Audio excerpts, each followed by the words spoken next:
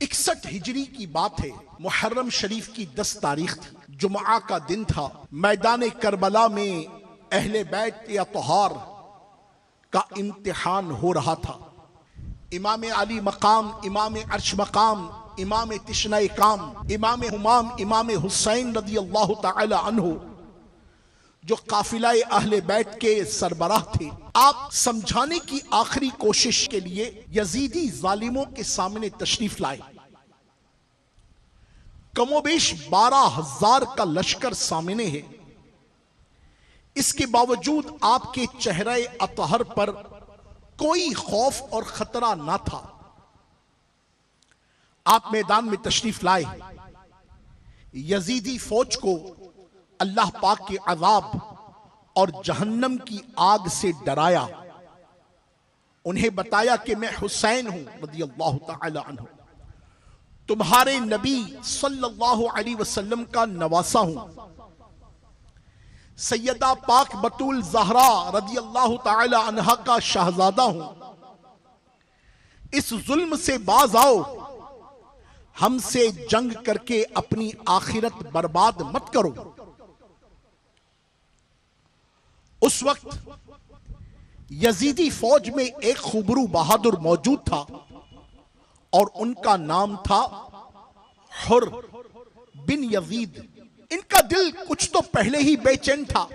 इमाम अली मकाम, इमाम हुसैन रज़ी अल्लाह अन्हु का खुतबा सुनकर बेचैनी और बढ़ गई। बेकरारी ऐसी हुई कि एक जगह ठहर ना पाए। यजीदी लश्कर के सिपाह सालार अम्र बिन साद के पास पहुंचे। कहा, तुम इमाम पाक के साथ जंग करोगे? तो रसूलुल्लाह सल्लल्लाहु अलैहि वसल्लम को क्या जवाब दोगे? अम्र बिन साद के पास इस सवाल का कोई जवाब न था, मगर अफसोस, दुनिया की मोहब्बत जब दिल पर चढ़ी तो कोई नसीहत काम नहीं आती। अम्र बिन साद ने भी नसीहत को कबूल न किया। सैयदुना हुर रहमतुल्लाहि तआला अलैह यहां से मायूस होकर वापस मैदान में आए। बदन कांप रहा था, चेहरा जर्द था, दिल इतनी जोर से धड़क रहा था कि पास के सिपाही भी हैरान थे। इनके भाई मुसअब भी साथ मौजूद थे। सैयदुना हुर ने मोहब्बत अहले बैत में डूबकर खौफे खुदा से लरसते हुए कहा, बात यह है कि ये जंग मुस्तफा जान रहमत सल्लल्लाहु अलैहि वसल्लम के शहजादों के साथ है, किसी दुश्मन के साथ नहीं, बल्कि अपनी ही आखिरत के साथ लड़ाई है। मैं इस वक्त जन्नत और दोज़ख के दरमियान खड़ा हूं। दुनिया पूरी ताकत के साथ मुझे जहन्नुम की तरफ खींच रही है, इसलिए दिल कांप रहा है। अभी ये बात हो ही रही थी कि एक बार फिर इमाम अली मकाम, इमाम अर्श मकाम, इमाम तिश्ना काम, इमाम हुसैन रज़ी अल्लाह तआला अन्हु की मुबारक आवाज गूंजी।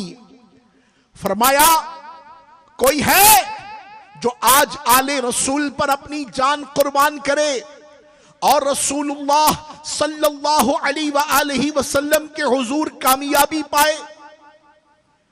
अल्लाह अल्लाह, ये प्यारी आवाज सुनने की देर थी। सैयदुना हुर रहमतुल्लाहि तआला अलैह ने घोड़ा दौड़ा दिया।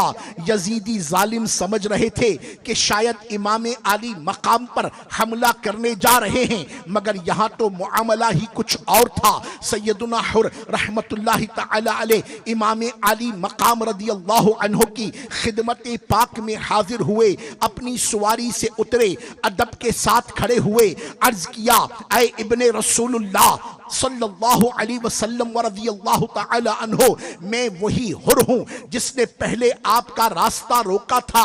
मेरी गलती मुआफ फरमा दीजिए और आज अहले बैत पर अपनी जान कुर्बान करने की इजाजत भी अता फरमा दीजिए।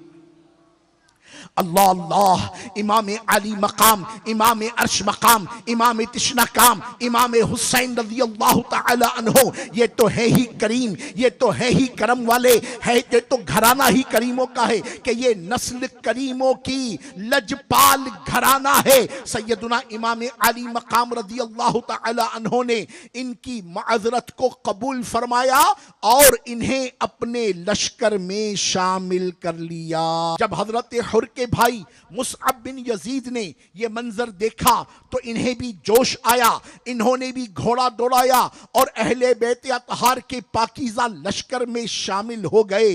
दौरान जंग ये दोनों भाई और उनका एक गुलाम खूब लड़े। अकेले हजरत हुर रज़ी अल्लाह तआला अन्हो ने तकरीबन 40 यजीदियों को जहन्नुम पहुंचाया। आखिर चोट खाकर गिर पड़े और शहादत का जाम पीकर जन्नत की तरफ बढ़ गए।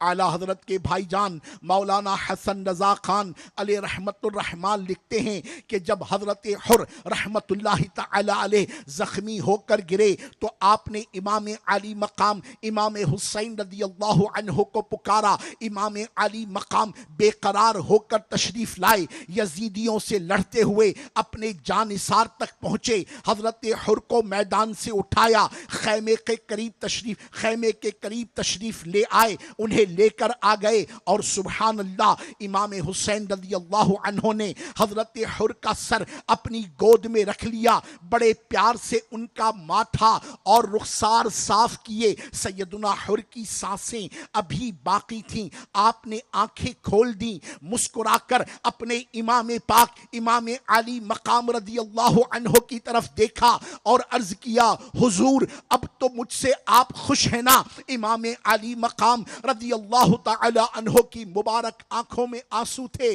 फरमाया, हाँ मैं राजी हूं, अल्लाह भी तुमसे राजी हो जाए।